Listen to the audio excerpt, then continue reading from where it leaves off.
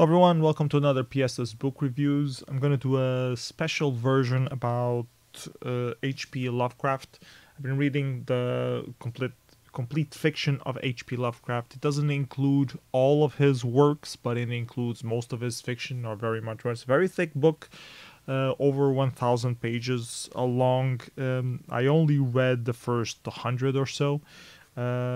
But they have a lot of short stories in the beginning, so I read quite a few stories already from him.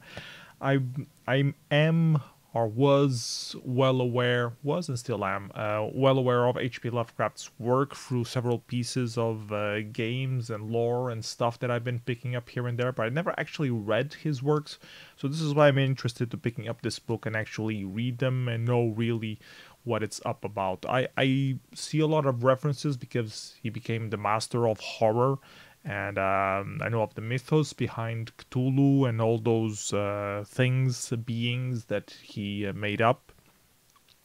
But I never actually read the pieces, so I'm finding it very interesting, and he didn't just write about Cthulhu and that those kind of universes or parallel universes, horror, mind-flaying universes, let's call them that.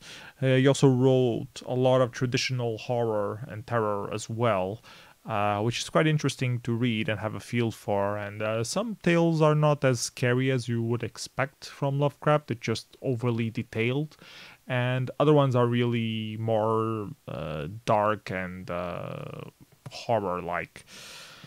So, what can I say about this?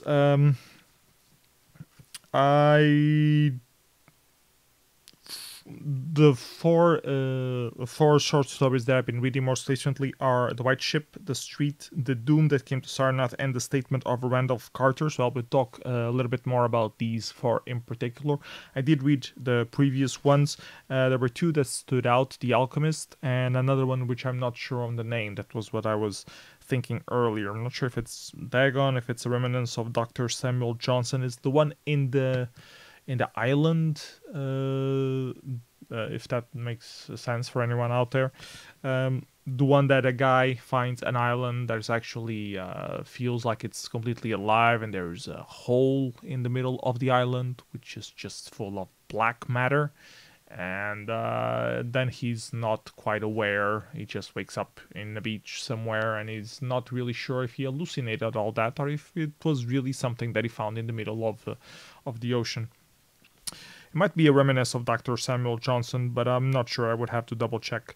I really like that one. The Alchemist was okay-ish. It was a bit predictable. Anyways, moving on to the four ones that I just mentioned. The White Ship, The Street, The Doom That Came to Sarnath, and The Statement of Randolph Carter. I really liked all these four. The White Ship in particular is the story about a person in a headlight, I think it's called, the thing that is in corners of land that shines light to hold the ocean so the ships don't shipwreck. Special name for now for it, which I'm not remembering right now.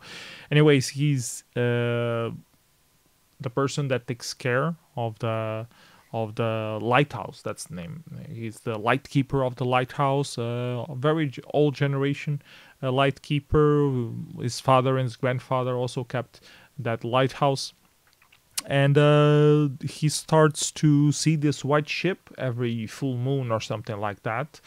That seems to be a bit off from the rest of the things that usually show up. So at some point, when he actually sees of that ship, he boards the ship through this magical way that is sown, and everything feels a bit surreal from there on. It feels like he's traveling all through the different oceans and seeing lands that were supposed to be just limited for gods, and he has to make hard choices, and it's a bit like Ulysses or Odyssey, you know, where you have this amazing journey that you have to do to find your way back home, or to find this specific item that you want to find.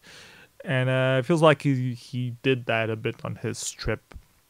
I don't want to spoil the ending, but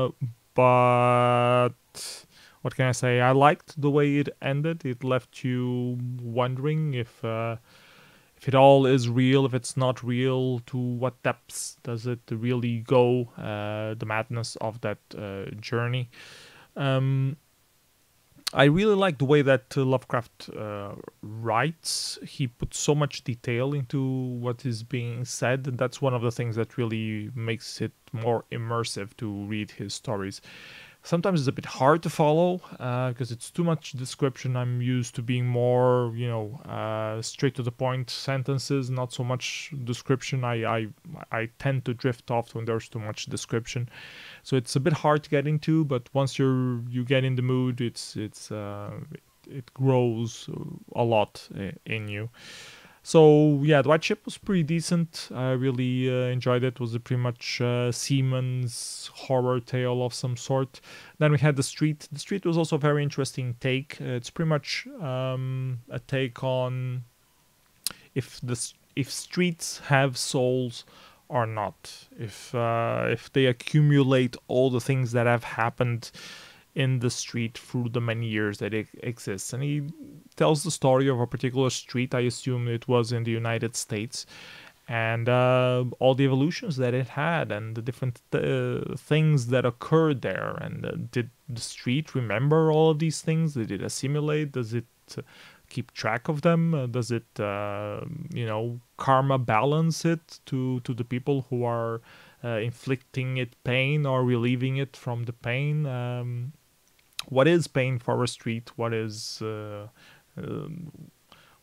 because the street, after all, it's a piece of land that was carved out as a pathway between one place to another one. So does it regret being carved into a street and not being part of nature? Does it resent that for life? Does it like the people who live there? That's an interesting subject, especially because I was a lot into cities as breathing entities of some sort. I was very much into that kind of concept. Because they evolve and they change by themselves. You are part of this huge entity in some way, and you can control a very small part. So I always liked that concept and try to make parallels of that in some poetry that I used to write many years ago.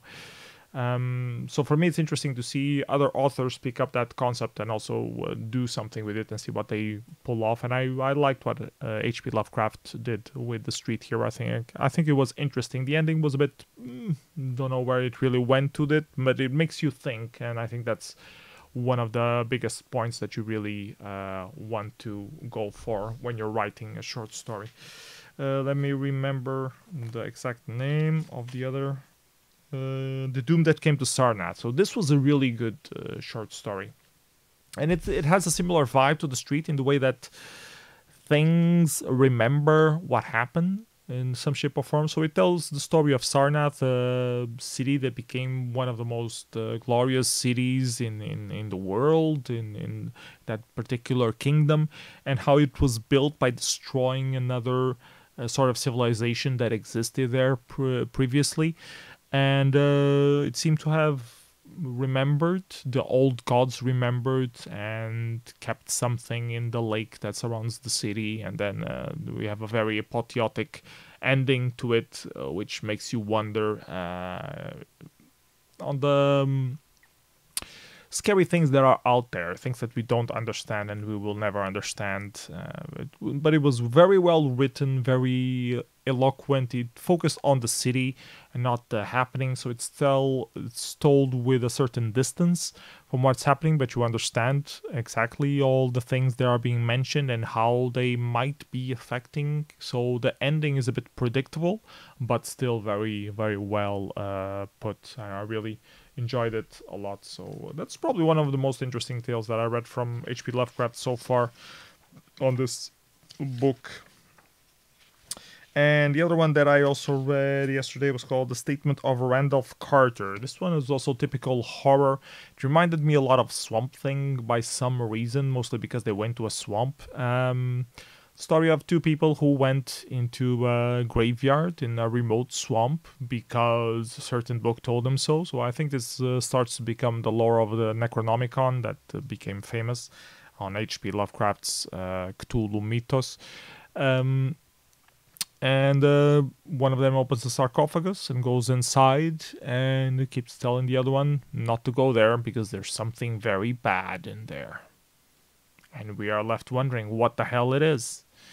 And yeah, the detectives that are investigating this also want to know, but the person who was there doesn't quite remember.